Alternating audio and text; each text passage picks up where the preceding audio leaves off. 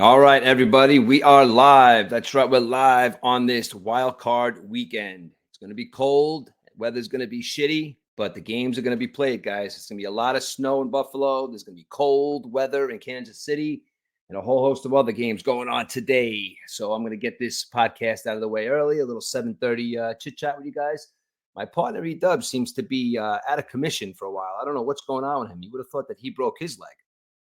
I guess every time, I don't know what's going on here, but I know he's at home playing the good husband. Just forgot to hit the Facebook Live app. Here we go. All right, Facebook. We are live on Facebook. We're live on YouTube, and we're live on your Saturday morning. Going to get some sports talk going before everybody wakes up in the world. Me being an early riser my whole life, I've been up since 5 o'clock in the morning. So had a cup of coffee, had 2 cups of coffee, and now I'm ready to talk some sports before this big day. All right, listen up, guys. The weather's definitely going to be a factor today all over the place. There's going to be snow. There's going to be cold weather. There's going to be rain. It's going to be nuts out there today. But you know what, though? These guys are men. They're football players, and they are going to play their games. I'm going to get into the football a little bit later on. But right now, we're going to talk about a couple of things that went on over the weekend. We got some coaches that were fired. Now, my boy Mike in Seattle is a huge Seattle Seahawks fan, a huge Seattle Mariner fan, and his heart was completely ripped out of his body when the Washington Huskies lost in the championship game the other night to the champions of the world.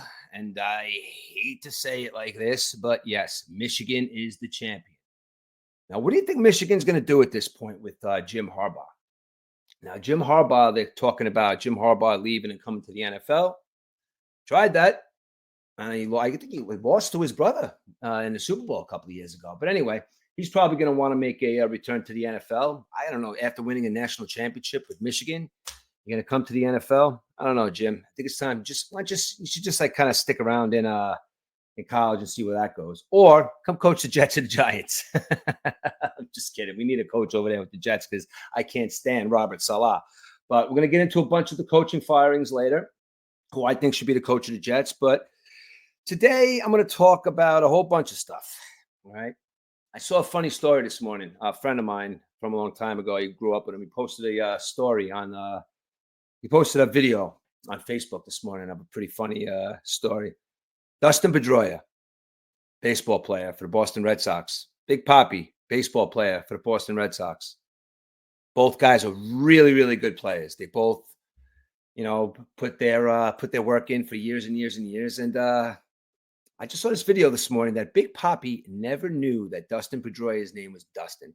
I thought that was kind of weird. He always called him Pee-wee. Now, Pee-wee's a good name for him because he's short, right? But 15 years, 1,600 games into playing together. They were at a game, and one of the catchers said, "Hey, what's going on? How you doing, Dustin?" And he said, "I'm doing all right." And Dustin Pedroia walked away, and Big Papi turned around and said, "Yo, man." I said, "What did that guy call you?" He goes, "Dustin." He goes, "Called you Dustin?" He goes, "Yeah, man. That's my fucking name." Guy played 1,600 games together with Dustin Pedroia, and Big Papi never knew his name. I do get it, though, because I guess Big Papi's one of those guys that he probably just calls everybody by a nickname, Pee-wee, Chico, whatever the hell it is. You know what I mean? But he's a big star. So if he wants to call Dustin Pedroia Pee-wee, Dustin Pedroia is a small guy, amazing second baseman, and hopefully he'll go to the Hall of Fame because I really did like watching him play. But yeah, I mean, I thought that was a kind of funny story to start off with, the whole Dustin Pedroia thing. And will he make the Hall of Fame? I sure do hope so. One more thing I want to talk about. I always tell you about my son Jack and how he's doing the culinary thing with the Culinary Institute and stuff like that. I was talking to my son Aiden the other day. Now, my son Aiden is, kind of at a crossroad with his college career right now. He kind of and sort of knows what he wants to do, but he's going to get his associate's degree from Dutchess Community College. And after that, he wants to get into the sports field a little bit. So what he told me the other day was he wants to start doing a blog. Now, eventually that's the field that he wants to get into. He wants to be a, he wants to be what do you call it? He wants to be a sports announcer. He wants to be an analyst. He wants to do one of those things. But he doesn't right now, I don't think that he has it. He has the gumption. He has like the, he's not I guess, confident enough to get on there, the radio, and talk. But he wants to be one of the behind the scenes guys. So, obviously we do this Murph and E-Dub sports show here. I told him today he's going to blog one of the games, preferably the Kansas City Miami game. He's going to write down his notes. He's going to, do whatever it takes to become an analyst in the NFL or sports world. He's going to take some notes. And next week, when we do the next Murph and E-Dub show, well, right now it's just a Murph show. E-Dubs, I don't know where you at, kid. But yeah, he's going to blog one of the games and he's going to write down some notes. And I'll do it next week when I'm breaking down all the games. And talk exactly what he has written down and see how good he is. Listen, my son knows a lot about sports. He is a plethora of knowledge, and he's just like me. Both of his teams, the Mets and the Jets. I don't know what's happening with our baseball teams and our football teams, but normally it's like, all right, football season's over. Let's go into baseball season. I'm not even looking forward to baseball season, guys. Baseball season right now, as it looks, is going to be a hard season to watch as well. So let's get into a couple of these coaches that were fired over the weekend because they have that thing called Black Monday. Now, Black Monday in the NFL is the day when if you had a bad season or if your team had a bad season or you just want to part ways with your coach, that is the day to do it. Now, there was some pretty big firings over the weekend. Now, Vegas was the first one to do it. Now, Vegas is interesting to me because Vegas, they fired Josh McDaniel and the GM. So I think kind of like when you do something like that, if you fire the GM, I guess the coach has to go. And I think vice versa. If you fire the coach, the GM has to go. Because if you're going to bring a new GM in here, he's going to want to bring his own coach. He's going to want to bring his own guys.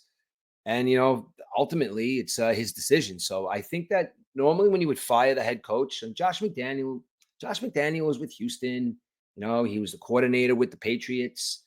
He really just hasn't gotten it going, I guess. And Antonio Pierce took over for him and did a pretty good job. But from what I understand, Las Vegas sees Antonio Pierce as a big hype guy. The guys love him. He hasn't been a head coach in the NFL. He's coached maybe the 5-6 games in the NFL, when McDaniels got fired, Antonio Pierce took over, and he did a pretty damn good job.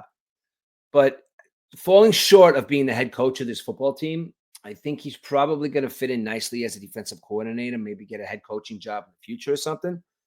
But yeah, I think Vegas might have the coach of the future in Antonio Pierce, but I think they're going to have to hire somebody else as far as head coach because Antonio Pierce, defensive guy, I think you get him going with that for a little while. Then maybe in the future, coaching might be in the cards for you, Antonio Pierce.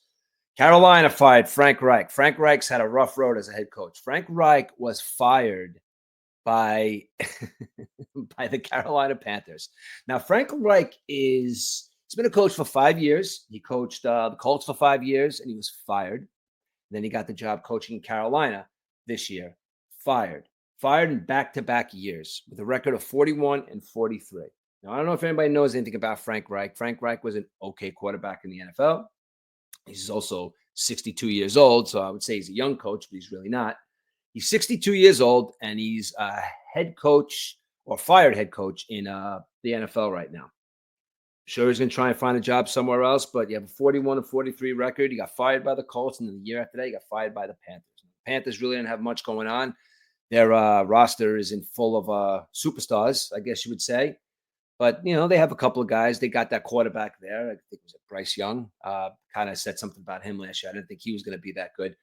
But he was fired. Frank Reich. Chargers. Brandon Staley. Fired. Tom Telesco. Fired. GM and coach go hand in hand. They're gone. Atlanta. Finally. And this is something that drove my son insane the whole season. Because the fact of the matter that this guy came out at the end of the game and complained that the New Orleans Saints were running the score up on him. This guy had a player on his football team this year, a running back, and didn't utilize him correctly. The guy is a superstar. The guy's a stud. Last game of the season, they utilized him correctly. He had 7 receptions. He was running the ball all over the place. But this guy, Arthur Smith, was a terrible coach. He had to go, man. He had to go. Atlanta's a team that cannot get out of their own way. They had the same problem a lot of teams have in the NFL. They have no quarterback. I went to the Jets-Atlanta game a couple of weeks ago, and Atlanta was abysmal. The Jets were even worse. I'm going to get on the Jets in a couple of minutes and where I think they should go. But this was a terrible football season for the New York Jets. Atlanta fired Arthur Smith. Washington Commanders. Ron Rivera, gone, fired. Ron Rivera has been a coach in the NFL since 2011. Obviously, he's been a head coach since 2011. He's had a lot of coordinator jobs, this, that, and the other thing. He is a defensive-minded coach, as opposed to Frank Reich, who's an offensive-minded coach. But I think Ron Rivera's record, will tell is a little bit better. Well, actually, not really. They're both around the same way. I mean, Ron Rivera's coached a couple more games, but Frank Reich's 41-43, and Ron Rivera is 102-103. But Ron Rivera, I think, has kind of like a better name, I guess, in the NFL. So maybe he's all these guys are going to get jobs, except maybe Arthur Smith. He doesn't deserve a job. I hate to say that nobody deserves a job, but Arthur Smith didn't really show too much over there in Atlanta. Now, Mike Vrabel. Now, I want to talk about Mike Vrabel for a second. Mike Vrabel is a really, really good football coach. And I say this because that Tennessee Titans football team over the last couple of years, I don't think they were a good football team. I mean, I know they had Derrick Henry. I mean, I know he made Ryan Tannehill into a quarterback that actually played quarterback in the NFL. He made the Tennessee Titans a relevant football team for a couple of years. He went to the AFC Championship. What year was that? He lost in the AFC Championship in 19. He lost in the wild card round to the Ravens in 20, and he lost to Cincinnati in the divisional round in 2021. That tells me that there's a guy that's a good coach and just didn't have a good team around him. I don't know what the big draw is with Tennessee for all those years, but I just didn't see. They were a boring football team to watch. But Ron Rivera, head coach, you know what? Didn't do a bad job. I'm talking about Mike Vrabel. I just said Ron Rivera. I'm sorry. It's a little early for me today, guys. But yeah, I'm talking about Mike Vrabel. Mike Vrabel was a linebacker in the NFL for the New England Patriots. Now, this is my next one here. Bill Belichick. Now, Bill Belichick. Everybody knows Bill Belichick. Bill Belichick is not the winningest coach. Don Shula has some more wins than him, but 6 Super Bowls, 9 Super Bowl appearances, 31 playoff wins, 333 total wins. Bill Belichick might be a douche, but he is the greatest coach of all time. Now, I don't, under any circumstances, want to hear all the haters out there. Now, you guys know me on the show. I am a New York Jets fan. I am supposed to hate Bill Belichick. I'm supposed to hate Tom Brady. Don't like Bill Belichick, and you guys know I love Tom Brady. Bill Belichick, hated man, hates the Jets. Beat the Jets 15 games in a row. 15 games in a row. That's almost 8 years. The Jets did not beat the New England Patriots. But you have to give it to Bill Belichick. Bill Belichick is the greatest coach of all time. And I don't want to hear, I'm going to bring up this optic as a matter of fact here for a second. I think I took a picture of it before, but they're saying that Bill Belichick is nothing without Tom Brady. Listen, Bill Belichick drafted Tom Brady. Late. You all know the Tom Brady story. Somebody could have grabbed Tom Brady in the first round. Somebody could have grabbed Tom Brady in the second round. No, Bill Belichick grabbed Tom Brady. Okay, so to say that Bill Belichick is nothing without Tom Brady, he picked him.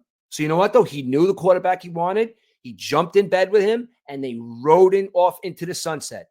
Tom Brady retired now. Bill Belichick just left the Patriots. I think he's going to go somewhere else. I'd love for him to land at the Jets, but, I don't know how that's going to happen. But Bill Belichick is one of the greatest coaches ever. 24 years with the New England Patriots. He left the Jets at the altar 24 years ago. That's when Al Groh became our quarterback. Another time the Jets could not get out of their own way. Being a Jets fan, I harbor that. You know what, though? Who knows if the Jets would have been the same team as the Patriots? You don't know that. They could have, and they could not have. But being that they're the Jets and they couldn't get out of their own way ever, the Jets would have turned Bill Belichick into probably a 2-year coach, and Belichick may not have ever won a Super Bowl. So Bill Belichick went to the right organization with Robert Kraft. He went to the right organization that spread the money around like Tom Brady, probably taking a couple million under the table, but on paper his salary looked great. That New England Patriots organization won 6 Super Bowls, was at 9. Robert Kraft went and got a hand job, and he's one of the most successful owners in professional sports. Now he's down a coach. What do you think he's going to do? We know what he did. He hired their linebacker coach. Now, I was talking to somebody yesterday who's a pretty big Patriots fan and knows all his Boston sports, and said that's a good hire. It's like, that's the guy that was in the waiting. That's the guy that was in the making to be the head coach.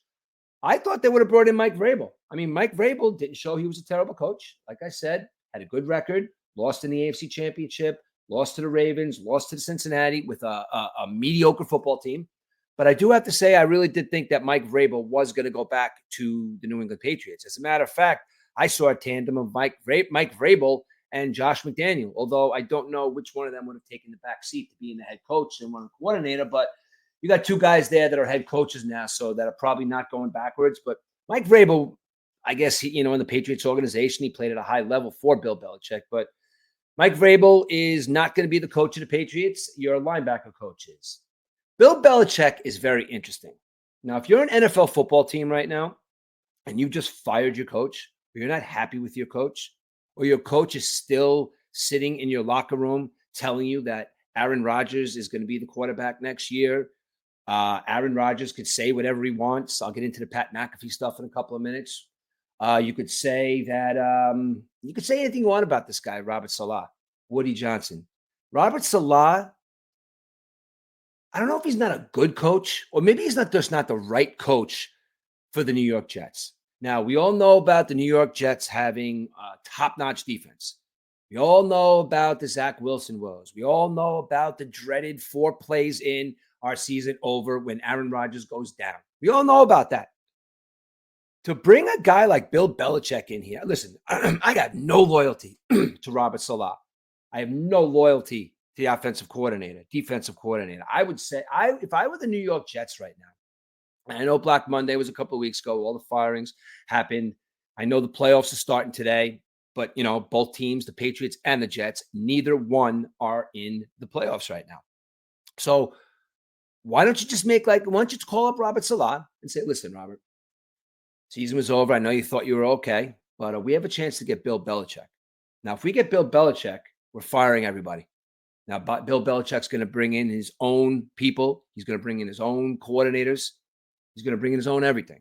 So if that being said, if Bill Belichick says yes to a contract with the New York Jets to be the head coach, you're all gone. Robert Saleh, fired. The other guy, fired. I just think that there's something has to change in the locker. Something was lost in that locker room this year. We all know there was infighting with the defense and the offense. The offense was absolutely horrendous. That might have been the worst offensive line I have ever seen on a professional football field. Now, you want to talk about a quarterback in Zach Wilson that needed a little bit of protection.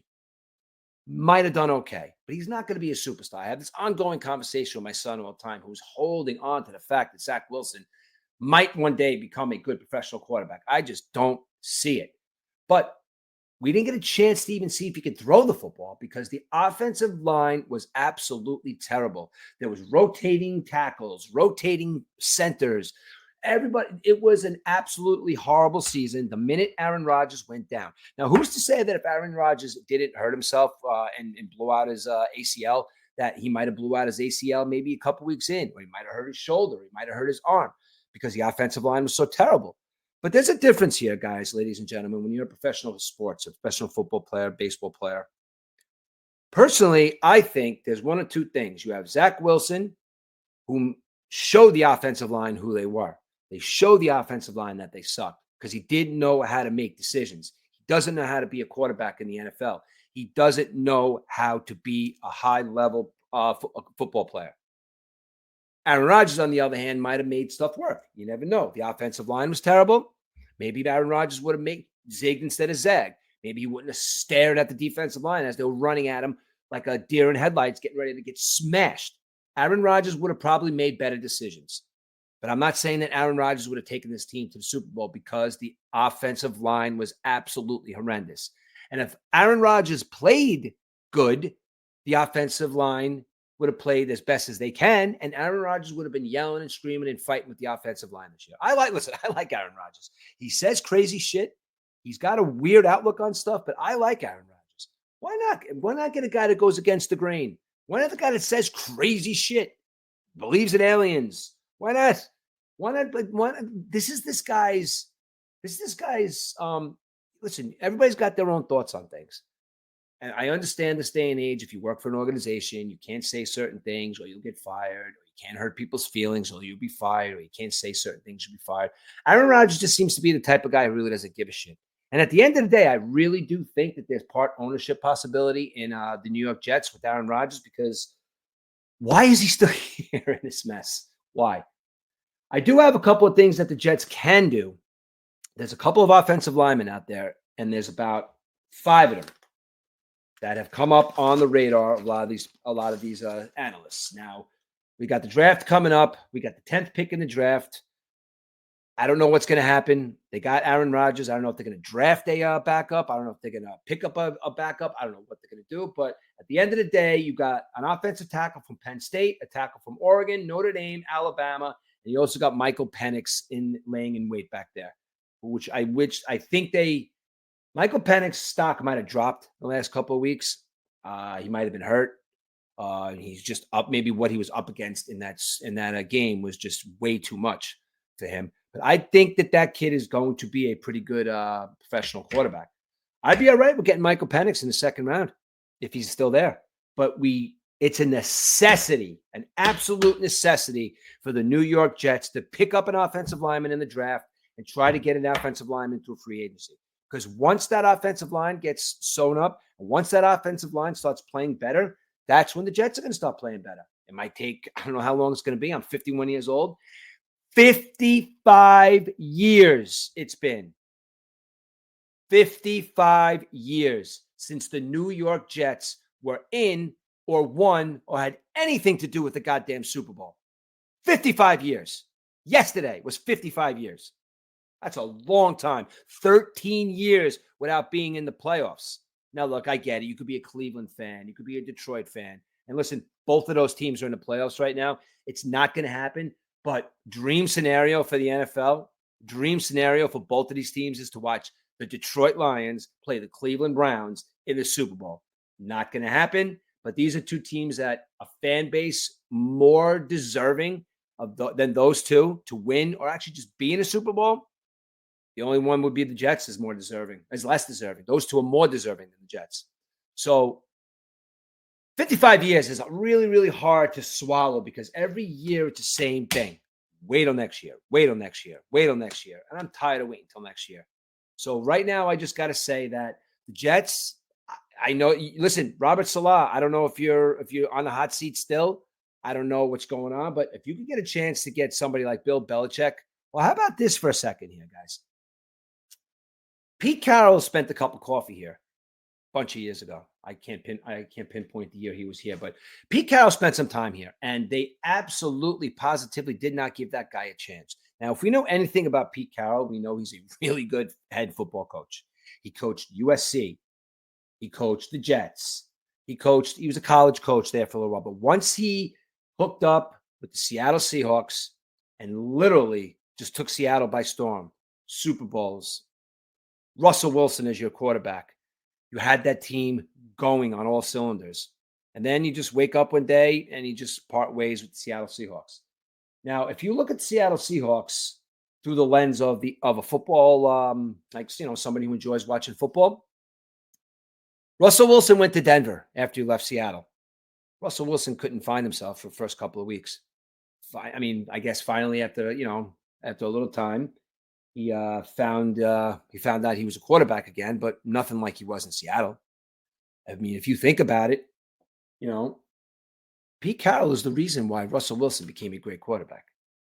Geno Smith was his quarterback last year. Geno Smith was very close to winning an MVP. And that, to me, guys, has everything to do with the fact that Pete Carroll was his football coach. And that's what it is. Now, Pete Carroll, bring him over to the New York Jets. Maybe he could do something with these young guys. Maybe he could do something with that. Aaron Rodgers is going to be the quarterback if he's healthy next year, but maybe he could gather up a young quarterback. Maybe we could hire Pete Carroll back. I don't know if he'd come back, but maybe we draft a quarterback in the first round. You know what? Maybe we draft Michael Penix, and maybe we do get Pete Carroll. Pete Carroll comes in here and transform the Jets offense and makes them relevant. Because that's what we need, guys. We need somebody to come in here that's going to kick ass. We don't need somebody that's going to stand on the sidelines who is obviously taking orders from somebody else. Robert Saleh had that. The Jets had that stupid show over the summer that got us Jet fans so psyched. Robert Saleh cursing in the locker room, yucking it up with Aaron Rodgers, talking the offensive line, the defensive line. We're going to be savages. You sucked. You did nothing. You had your balls in your hand the whole year. I watched every single Jets football game this year with my son. And every single game, you stood there with that bullshit anger on your face. Now, I don't know if that anger was anger at your football team because they weren't producing for you, or that anger was towards somebody that was whispering in your ear saying, make this play or you're fired. I don't know. It just seems like the guy that was in the locker room and the guy you heard talking and yelling and screaming about how the Jets are going to be the best defense, they're going to be a force to be reckoned with, didn't say a word. Didn't say a word on the sidelines. Just literally stared into space with that pissed off face, letting everybody know that I don't know what the hell is going on with this organization. We had a top-notch defense. We had a top-notch running back, a top-notch wide receiver. That's it. Everything else sucked. Garrett Wilson, I am surprised, and thankfully, that kid didn't go off on more of a tangent about how unhappy he is. And that just shows the character, I guess, of that kid, because he could have easily at any point gone off on a tangent and talked about the Jets organization, talked about Zach Wilson not getting the football. I don't know how many Jets football games you guys have watched this year, but I watched so many games where Garrett Wilson was wide open. Zach Wilson just did not see him. He didn't see open receivers. He didn't make the right call. He'd run right into defensive linemen and get smashed. Pete Carroll and Bill Belichick to bring them over to the New York Jets, although it's not going to happen. Pete Carroll and Bill Belichick coming to the New York Jets will be a change. Will be a change for the better. Will be a change for the coaching staff that we have now that is abysmal. They should be ashamed of themselves. What happened this year on the football field at the New York Jets was embarrassing. I went to the game a couple of weeks ago, and for the only reason I went to that game was so I could stand in the rain and be miserable. This team gives us nothing. We are about to open up today at 3:30 on a playoff, NFL playoffs, where I got to tell you, I think the 49ers are going to win the Super Bowl, but any one of these teams could win the Super Bowl this year, with the exception maybe Tampa Bay. I guess, but there are probably about 8 legit teams that could win the Super Bowl this year. And it's not the Jets.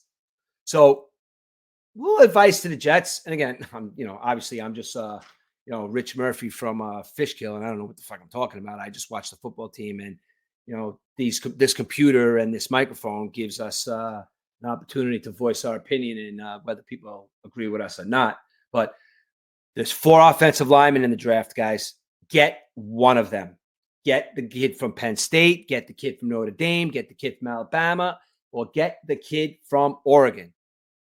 Please shore up that offensive line and at least give us a fighting chance. Aaron Rodgers is going to be 41 years old next year.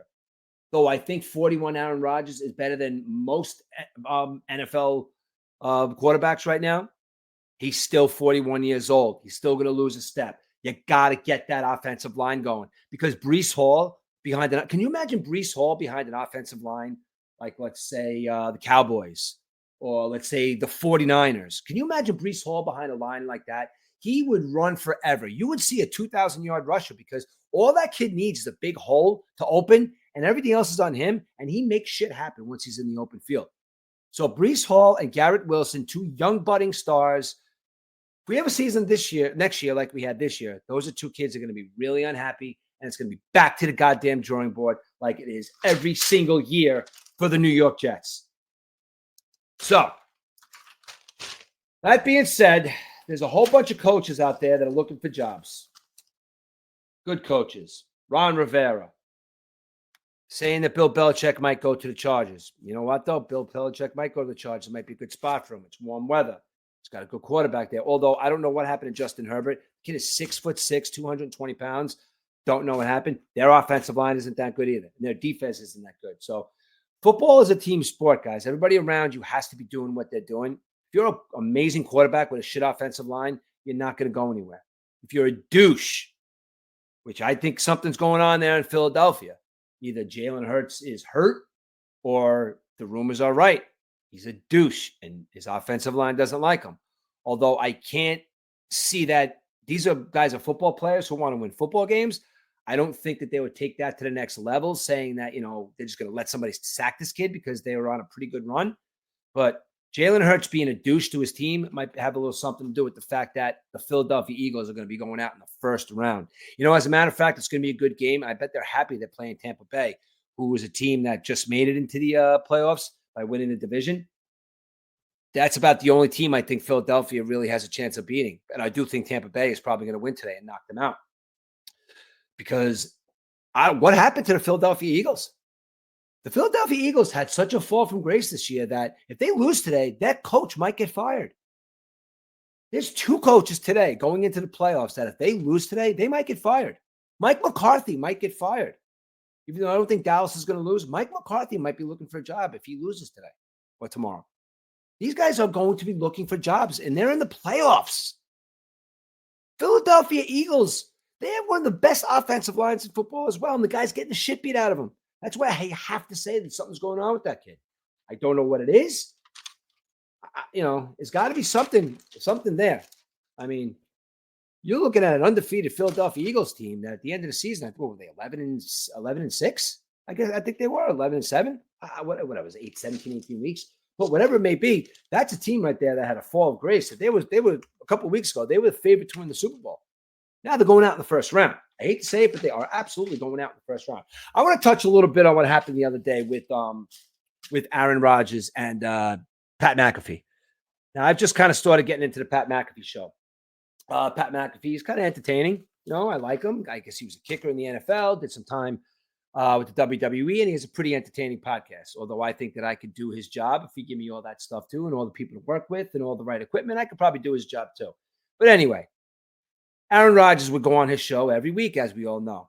And Aaron Rodgers would say crazy shit on his show all the time. Pat McAfee and him, I guess, were friends. So I don't know what their relationship was pre-show. But I know they were paying Aaron Rodgers to be on that show. And I'm sure they were paying Aaron Rodgers to be outrageous.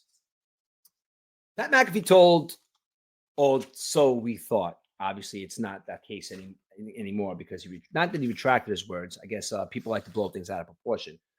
But Aaron Rodgers thought that the Pat McAfee show would be the right time to say Jimmy Kimmel was a pedophile. Now, if you listen to it, the first time it came out of his mouth, he just kind of like, it's kind of like this thing. If Aaron Rodgers, Pat McAfee, and Jimmy Kimmel were standing in a room together, and Pat McAfee and Aaron Rodgers were just having a conversation about whatever, and all of a sudden Aaron Rodgers just turned around and punched Jimmy Kimmel right in the face. Jimmy Kimmel had no idea that it was coming. He went on his show and ripped him. He went on the attack, which is great. Listen, Jimmy Kimmel, you're a comedian. You're supposed to be funny. Be funny. I just don't want any suing to come out of this. But if his name does show up on that list, which the list is going to be bullshit. Everybody wants this list to come out. We could talk about Epstein another time. But I don't know why Aaron Rodgers thought it would be a good idea to just say that Jimmy Kimmel was on that list. Because the next day after that, it started a whole shitstorm. So Aaron Rodgers left. And everything started that Pat McAfee was so mad that he told Aaron Rodgers that he couldn't be on a show anymore. He couldn't believe that he said that. Maybe McAfee and Kimmel are friends. McAfee went off on a big wig on ESPN the other day. So I really don't think it's a fact of the matter that he cares about what's said on his show. Maybe he does. Because once you start talking about Jimmy Kimmel, who is slowly becoming the king of ABC owned by Disney, and ESPN owned by ESPN and Disney. Maybe they didn't want him talking about it anymore. But he did retract yesterday and said that he didn't kick him off the show. Aaron Rodgers will, in fact, be back to the Pat McAfee show. He says that his tenure at the end of the year ends, and he might have some surprise visits on the show. Now, Aaron Rodgers was on the show, what was it, Tuesday? I guess that's when his spot is. And he said, he kind of retracted what he said too. He kind of said that it would be dumb of him to say without any information or without any bearing that Jimmy Kimmel was on Epstein Island. Now, I think it's just a matter of breaking balls with your friends. You know, I might have said something, you know, maybe I'm sitting around talking, breaking balls with my friends. Maybe I turn around and I say something, hey, maybe you were on Epstein Island. So maybe Aaron Rodgers thought it might be funny to say that, but it kind of wound up being a big shitstorm. And I don't know what's going to happen. The Pat McAfee show is obviously moving on. I don't know if Aaron Rodgers is going to be back, but all I know is I would love to get a job working on the Pat McAfee show. Maybe if you see this video, dude, maybe you could hire me. But Pat McAfee show is pretty important, man. And it's, you know, it's this whole Jimmy Kimmel thing and Aaron Rodgers blew up, and now that made Pat McAfee show even bigger now. So even the fact that he made some comments about some ESPN executives the other day, and he still got his job. So I like it. Pat McAfee, keep doing what you're doing, keep saying what you want, but don't retract. You know, don't retract. I do believe you. I do believe you. I do believe when it was said that, you know, you kicked him off the show. I do believe that was lies, because you seem to be pretty straight up guy on your show on ESPN. You say crazy shit, you back it up, you know. So I tend to believe you, but let's you know, keep this in order here. You know, you're gonna side with Aaron Rodgers? Not even side with Aaron Rodgers. I just think for your show, it's good to have Aaron Rodgers on. And next year, have Aaron Rodgers on, but have him on after he's winning football games. Because I know I've been saying this for years and years and years, 55 years, 13 seasons, no playoffs. Come on, guys. Give me something. Something. Maybe Pat McAfee could go punch Aaron Rodgers in the face. Now, let's say something about Aaron Rodgers for a second. Now, I like Aaron Rodgers a lot. Maybe a lot of people don't like him. A lot of people think he's arrogant. A lot of people think that he's opinionated. Even his family doesn't like him, which I heard. I mean, that's not too surprising. I mean, you know, maybe maybe he's just a recluse. Maybe he's just a guy. The guy, you know, he's got his own thoughts. You know, he's got his opinions. He's allowed to, right? I mean, this is America, you know, and a lot of people think that his, you know, what he says and what he does is a little out of whack, but he's still human, and guy's a football player and he's got opinions. But I think you're in a world like the NFL, where the NFL is a juggernaut. I think the NFL is going to kind of give Aaron Rodgers a little bit of a leeway with some of the stuff that he says, because it is a juggernaut. No matter what Aaron Rodgers says, people are still going to watch the NFL. But keep saying what you're saying, man. I mean, look, you went away, you did some ayahuasca. You talk about aliens all the time. You talk about weed. You talk about all sorts of stuff that is kind of like against the grain. Keep talking about that stuff, Aaron Rodgers, because it's not going to be too long where a lot of the stuff you talk about this plant medicine and stuff like that, and how it's helping you, and sitting in dark rooms or whatever it may be. It's like a lot of people, maybe 5-10 years from now, are going to look back and say, wow, Aaron Rodgers wasn't that crazy. Some of the shit he said was crazy, but, you know, maybe he wasn't that crazy. So Aaron Rodgers, I love you, man. Just keep having an open mind and keep talking about the stuff you're talking about, man, because look, you're a football player who happens to be a little wacky, and a lot of stuff you say I do agree with, dude. So, and you're my quarterback, and that makes it a lot much better. So, went over Rodgers and McAfee. We went over Bill Belichick. I would love to have Bill Belichick as my head coach. Josh McDaniel, what are you going to do? Frank Reich, what are you going to do? Staley, Arthur Smith. Rivera will get a job. Rivera will definitely get a job. He's been around long enough where he'll get a job. But what are these teams going to do? The other teams. What are these other teams going to do? They need coaches now too.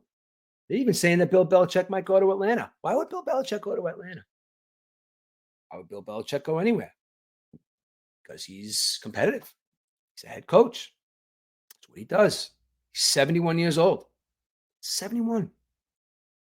You would think that somebody at 71 years old would just want to ride off into the sunset. Dude, you got 6 Super Bowls. 6. You coach the greatest quarterback of all time. Whether it was you or whether it was him, it doesn't matter. We can't speculate on that. We can't speculate on the fact that Belichick won all those Super Bowls, and without Brady, he's nothing. We could look at a record. That's fine. 84 wins without Brady and whatever it may be with Brady. I understand, guys. I understand. Tom Brady was and is a talent that doesn't come around too often, I guess.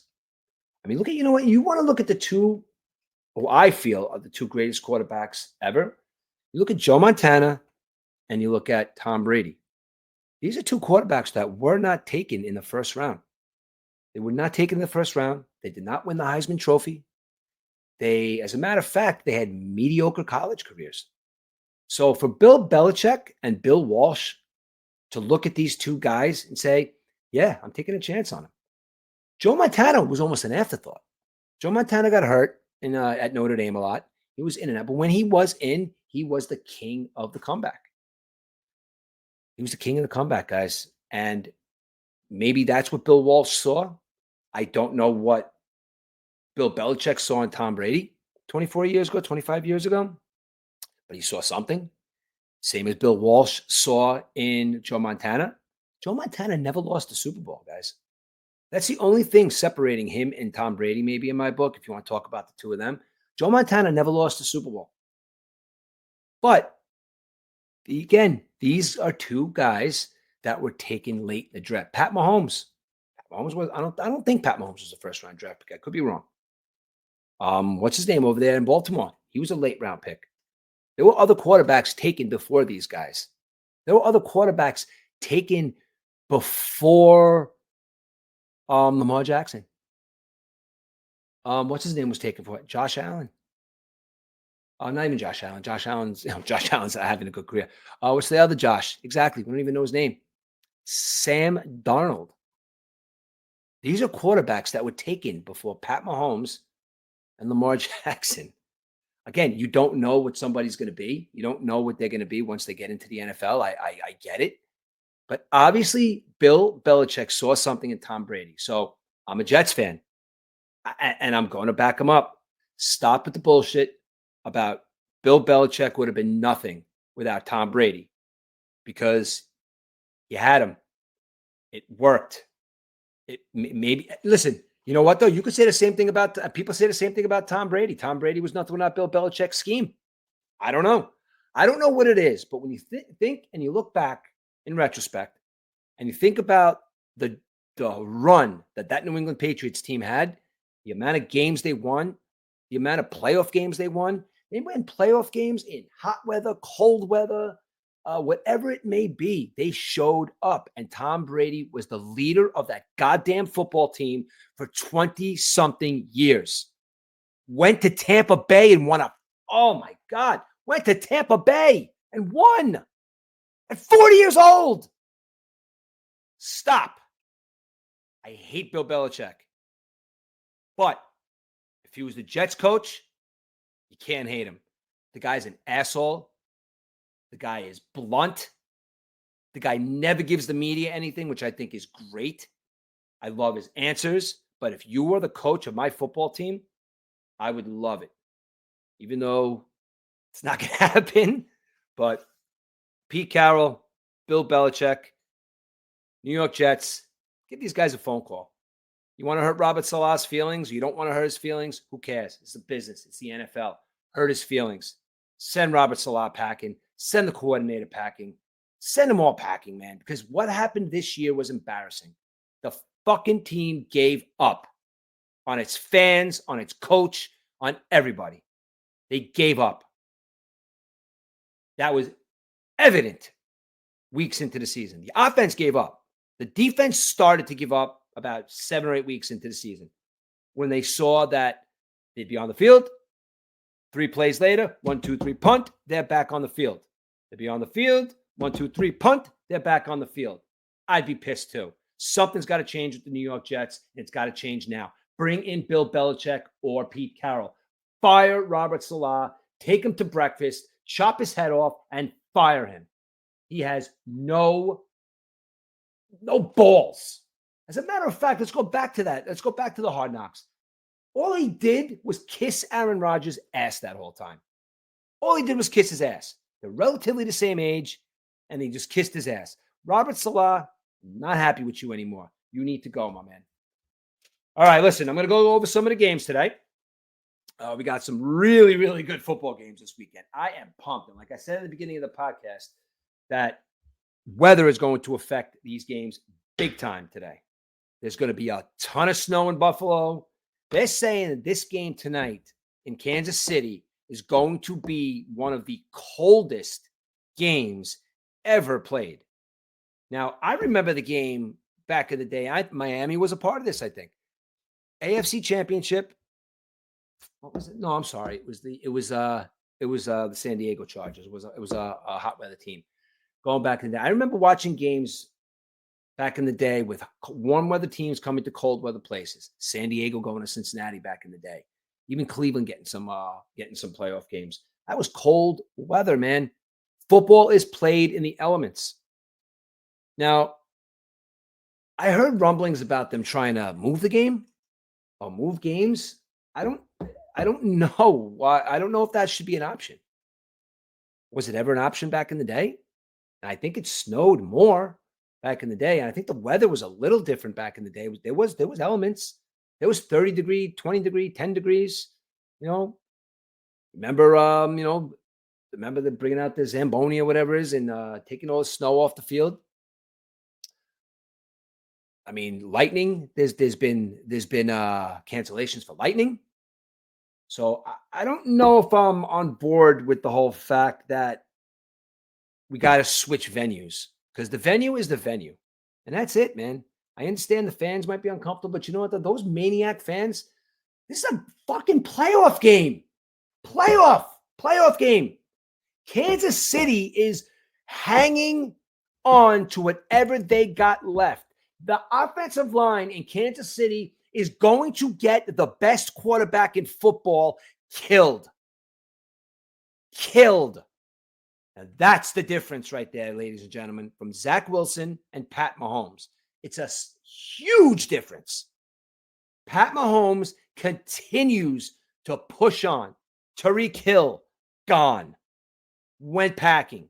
All right, you know what? I don't got Tyreek Hill anymore. I'll find somebody to throw the football to. My offensive line is terrible. I'll run. I'll make my little shortstop shuffle passes. Where's my wide receivers? Who are my wide receivers? He's got no wide receivers. Travis Kelce is dig so deep into Taylor Swift that I don't even think he likes football anymore. He pulled himself out of the football game last week. The coach didn't tell him that. Now, I saw this say he pulled himself. He says, you know what, though? I'm feeling a little weird about this game. What do you mean you're feeling a little weird about this game? I just feel like something's going to happen. I'm Travis Kelce. I was like, I need to be there for the playoffs. What do you think Pat Mahomes had to say about that? You think Pat Mahomes said, all right, Travis, you know what, though? I'll go out there. That's okay, Travis. You don't have to play. I understand what was going on. I understand they were in the playoffs. I understand what was going on. But if you're a Kansas City Chiefs fan, you got to hate Taylor Swift because it's not right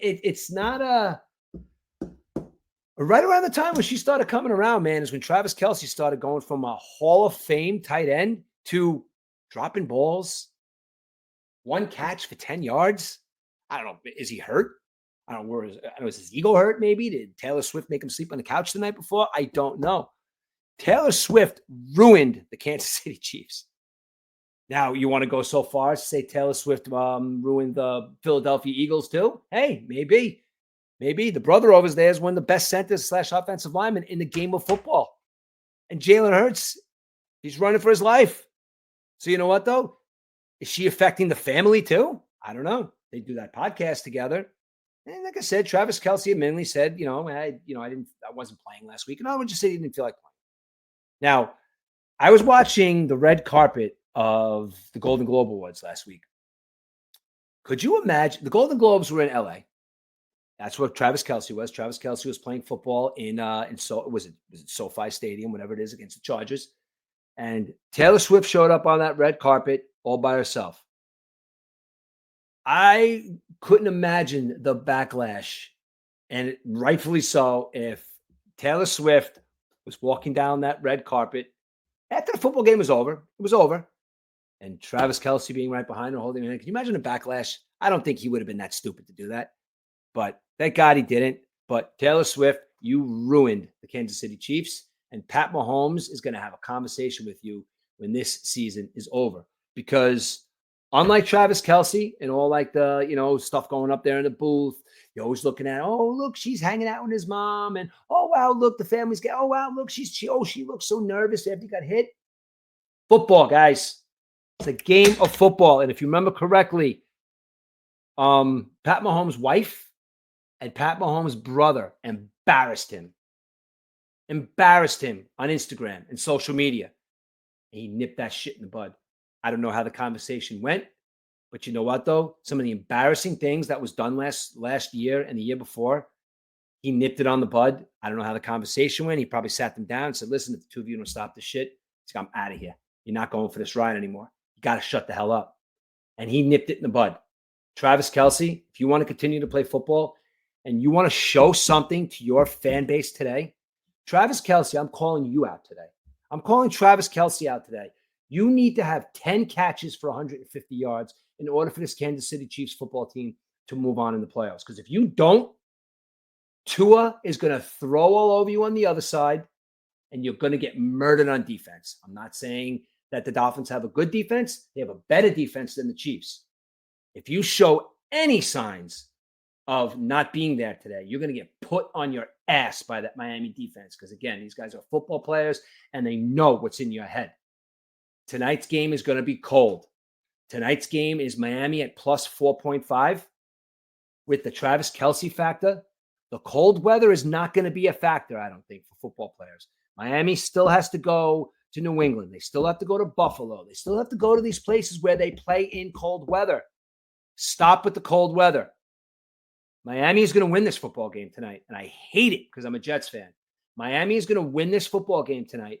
Miami could go on a Super Bowl run because after that, Pittsburgh or Buffalo, it's going to be, they might meet Baltimore in the championship game. I'll see what happens then, but that's a team, Miami, that you need to look out for. And I am picking the Miami Dolphins to win tonight at plus 4.5. They're going to win the game. They're going to win the game outright. They're going to cover, win the game outright, and Miami's going to move on. Houston and Cleveland. Good story here. Okay, you got Houston Texans, right? Last time these two met up, there was no CJ Stroud. CJ Stroud got knocked in the head, had a concussion, didn't play for 2 weeks. Houston lost 36-22. Cleveland. Now, you want to talk about a team in the Cleveland Browns that's dealt with adversity this year? 2 quarterbacks, one of the best running backs in the NFL, 2 offensive linemen, and a high-level linebacker gone from this football team. Hurt, injured. 2 quarterbacks. And you know who that quarterback is today? Joe Mother effing Flacco. Joe Flacco, the guy a couple of weeks ago that was falling asleep on the sidelines in the 4th quarter after throwing for over 300 yards. Joe Flacco, who played for the Jets for a cup of coffee, I guess you would say. Joe Flacco. Could you imagine if he wins this football game and he goes into Baltimore next week and he beats Baltimore? God. Myles Garrett in that defense, I would be so pumped today trying to get this football game going because I can tell you right now, even though Joe Flacco's dozing off on the sidelines, he is there to win. He is there to win a football game. The Cleveland Browns have never in their history been to a Super Bowl. Been to some playoff games. This is the opportunity of a lifetime for Joe Flacco. No Deshaun Watson. No, what's his name? God, what do you call it? The running back. Out. Offensive lineman. Out. Joe Flacco. Go in today in this football game and beat. It's a home game for them, if I'm not mistaken. Oh, no, I'm sorry. It's a Houston home game. They're in Houston. but it doesn't matter.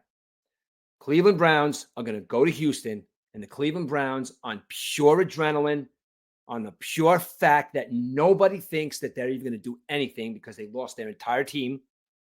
Joe Flacco, go into Houston today and show everybody that you still got something left. Joe Flacco won a Super Bowl with the coach that he might be playing against next week in John Harbaugh. I'm picking the Cleveland Browns to win this football game. They're going to cover at -2.5. I'm picking the Cleveland Browns today to win this game and possibly move on to the next round. All right, we got Cleveland. We got Miami. This is going to be a tough one right here. This is going to be a game where there's going to be 10 inches of snow on the ground, 10 inches to a foot of snow on the ground. You got two cold weather football teams. You got a quarterback in Buffalo who just cannot seem to push past the big one. He couldn't get past Pat Mahomes, although if he has to meet Pat Mahomes this year, I have a feeling he might get past him this year. Although my buddy's a big Pittsburgh Steelers fan. I have a couple of big Pittsburgh Steelers fan friends, and every single one of you want Tomlin gone. Tomlin's a good coach. Just from an outsider looking in, he's doing the same thing that what's his name's doing over there, Robert Saleh's doing, that the Cleveland coach is doing. He's doing the same thing. He's losing players, and he's just pushing through. That's exactly what's happening. Tomlin's got Mason Rudolph as his quarterback. There was, what's his name in the beginning of there? It's a team that's got a good defense, and it's got an offense that just doesn't look like they're playing well, but they are. They got two running backs. They got a decent wide receiver. Mason Rudolph has to come through today. It's at +9.5, although I would love to see Buffalo out of the playoffs. I think they're going to win this football game. Although the 9.5 point spread, I think they're going to keep it tight. And I think that Buffalo is going to win the football game outright in that world. But I think in the betting world, 9.5 points is a lot of points to cover in the snow. So I think Pittsburgh covers, and I'm taking Pittsburgh. But Buffalo is going to win this football game. Okay, so that cut Buffalo, Miami, Cleveland coming out of this round, which will bring you to Baltimore, Cleveland, and Miami and Pittsburgh next week. That would be a good, that's going to be another good playoff weekend. This weekend and next weekend, two of the best weekends to watch sports. Let's move over on there to the NFC right now. Now, the NFC, I've been talking a lot of shit about my team, the San Francisco 49ers.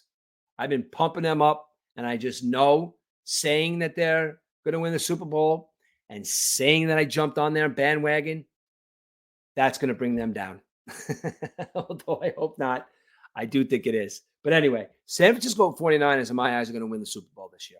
Although it would be very boring if I saw San Francisco and Baltimore again. Remember the lights went out that long time ago? Yeah, that big asshole quarterback over there in San Francisco. You had Michigan Wolverines, what do you call it, champion, coaching the football team back then. San Francisco is your one seed. San Francisco has the best defense. They have the best offense. That offensive line is not going to let anything happen to Brock Purdy. This is next week. They're not going to let anything happen to him. You got Deebo Samuel, and then you got Christian McCaffrey. Now, these are two players that are two of the best players in the league at their position. So even looking at all these teams down here, I'm still picking the one seed San Francisco to win the Super Bowl. Well, let's move on to the games that are happening today. I talked about the Philadelphia Eagles. I think the Philadelphia Eagles are going to lose today, and I think they're going to lose ugly. I know it's all about, everybody's talking shit about the Philadelphia Eagles who are undefeated. Now looking at them, they're a goddamn 5 seed, and they're playing an away game in Tampa Bay. Tampa Bay is another team who didn't have a quarterback. They had a decent running back. Their defense played okay. Their offense played okay. But you know what, though? They're a 4 seed. They're playing a home game in the playoffs, and they happen to draw the fall from grace, free-falling Philadelphia Eagles, who I think are going to lose this football game today. And Jalen Hurts is going to be at a crossroads with his career because he's going to blame everybody under the sun, and the coach is going to get fired. Philadelphia is in shambles right now, I think. And I think this free fall that they're on is going to be the downfall of the team. You may not see Philadelphia going forward. Philadelphia might be in such a downfall that they might be right in the Giants' shoes, and the Giants are going to surpass them next year. Philadelphia was in the fucking Super Bowl last year, and now they're going out in the first round. Tampa Bay is playing a home game, and they're at +3. Tampa Bay is going to win this football game. They're going to cover the spread and everything. Tampa Bay wins this football game in Tampa Bay, and they move on. Next game. This is the game that should be circled on your calendar if you are a Detroit Lions fan.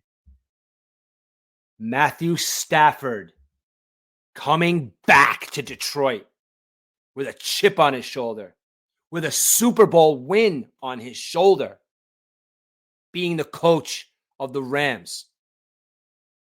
Matthew Stafford was an unbelievable quarterback. He was a great quarterback in college. He was a really good quarterback once he got to the NFL with Detroit. But Detroit did the same thing to him that they did to Barry Sanders. Now, I'm not comparing the two. Barry Sanders is the greatest football player that ever lived. But they had something, and they didn't do anything for him. Calvin Johnson was on that football team. Calvin Johnson is – a lot of people forget about Calvin Johnson. You want to put top 10 wide receivers of all time? Megatron has to be in that conversation. So you're going to tell me that the Detroit Lions had two of the greatest players ever at their position, and in my eyes, the greatest player ever to play professional football next to Lawrence Taylor and Barry Sanders, never won a Super Bowl, and their last playoff game was, I think, in 92. My boy was on that team, and he walked off that field just destroyed. Went into the next season, retired not too much longer after that. Detroit's a franchise today that has to win this football game. Their defense is a little suspect. They got Jared Goff throwing the ball all over the place. They got a good running game. They got good wide receivers. Their defense is a little suspect, and they're playing against a Rams team with Matthew Stafford, who's going to want to throw the ball all over the place. You cannot let Stafford throw the ball all over the place if you're the Detroit Lions. This is either going to be a really high-scoring game, like 41 to like 35 because of all the offense, or it's going to be a blowout. I'm hoping for the first one. I'm hoping for a good football game to watch because I really would like to see Detroit win, man.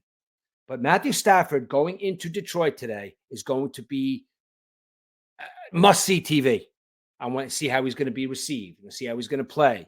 See if Detroit, they still have a chip on their shoulder about him. They're going to just want to beat the shit out of him. Who knows?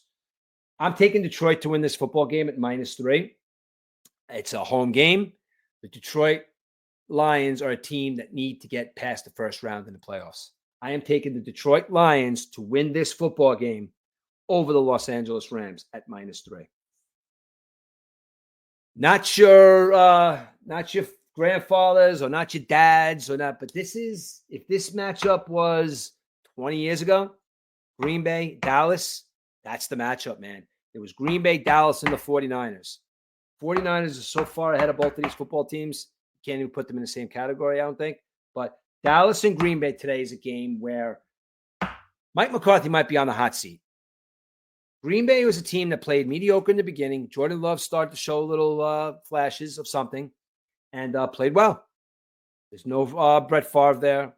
There's no Aaron Rodgers there. There's Jordan Love and this young football team going into Dallas. Dallas is another team. The entire team is on notice right now. Dak Prescott, I think you're a good quarterback. Cowboy fans don't think you're a good quarterback. You got CeeDee Lamb, who is just playing ridiculous. You got a good running game. And if you're not watching CeeDee Lamb, you got Cooks coming out of nowhere catching the long ball. Dallas's offense is playing very well right now. Their offensive line, it was torn up a little bit this year, but they're coming back. I do not, under any circumstances, see the Green Bay Packers beating the Dallas Cowboys today.